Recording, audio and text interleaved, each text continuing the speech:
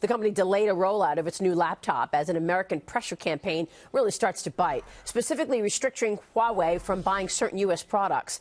Right here on this program yesterday, I spoke exclusively with the chief security officer at Huawei, Andy Purdy. We don't speak through the Chinese government. They don't speak through us.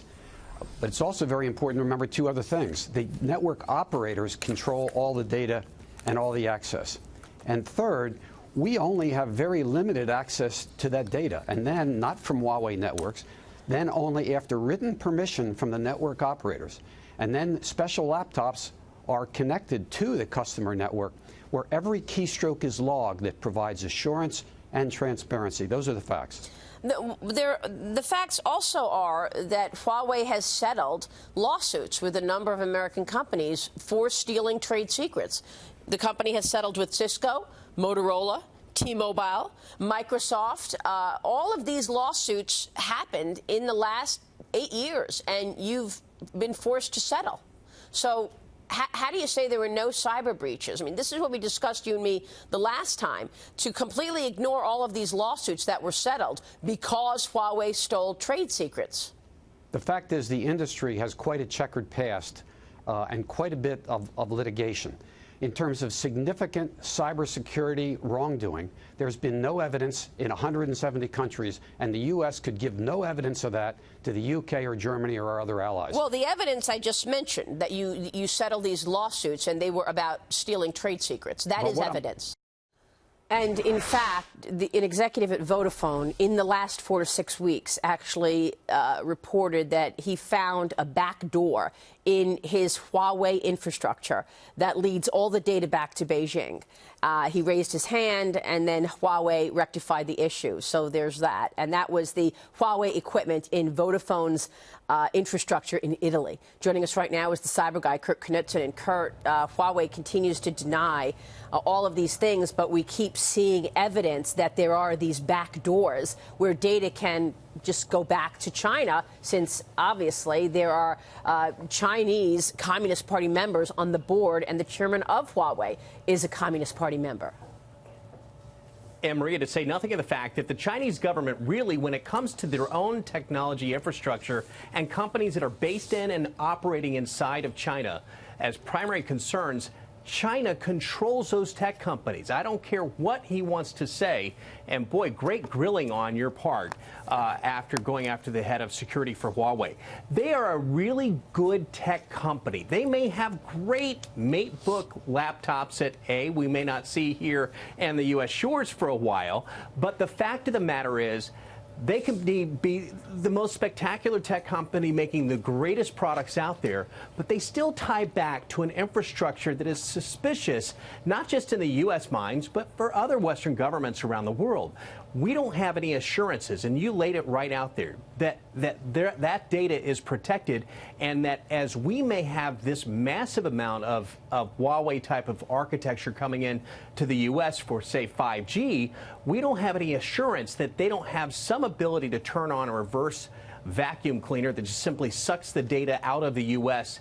in a way that we haven't ever seen in terms of weaponizing technology. Yeah, which is what Vodafone uncovered. And by the way, most people don't realize what Huawei is. It's a combination of companies, including Nortel.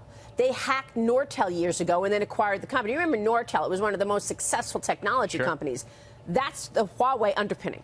When I ask you about Google, they're really feeling the trade heat as well. The company moving some of its hardware production out of China, trying to avoid the U.S. tariffs, according to Bloomberg.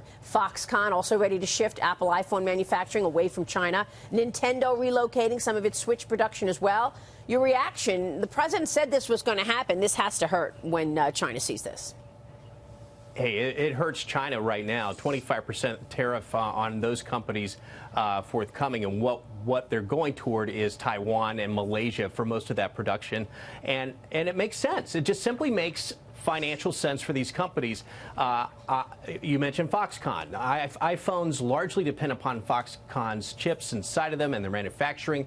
Those facilities, Foxconn mentioning that they could easily move them offshore elsewhere, Taiwan, I'm assuming, and Malaysia, I'm assuming, for Foxconn, to also do that manufacturing there where they're not going to see these imposed tariffs. Yeah. There is more of a united pushback, and it's covered in the Wall Street Journal by U.S. companies that Chinese venture cap money is suddenly toxic in the United States, where they were making investments over and over again. And there's been a big pushback.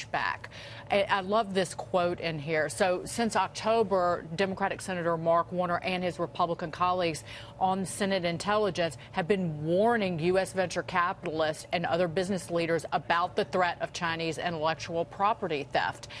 Take it more seriously, reduce your dealings with Chinese counterparts.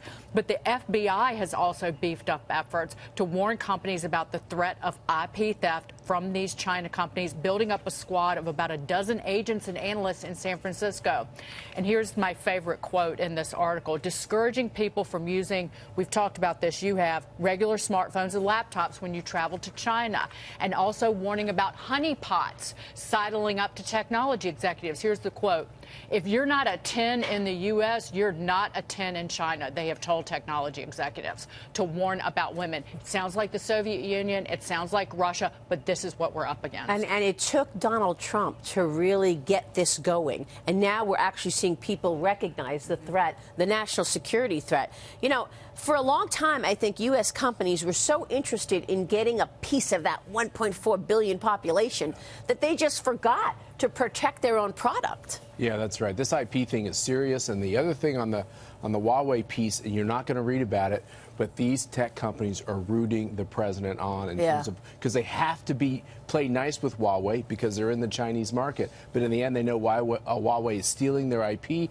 and doing other things that are illegal, and they're helpless to do anything. China essentially spies on every U.S. technology executive. They basically, maybe it's not nefarious spying, but they are collecting information about where these individuals are. Yeah. They're coming through any and everything that they say publicly, whether it's in a newspaper or on a television network. And as a result of that, they've actually gotten ahead in a number of key industries as a result of years of this kind of spying. Kurt, it's called cheating. Yeah, exactly. Right? It's called cheating. Kurt, good to see you. Great reporting as always. We will see you soon. Maria. Kurt Knutsson is in L.A. this morning.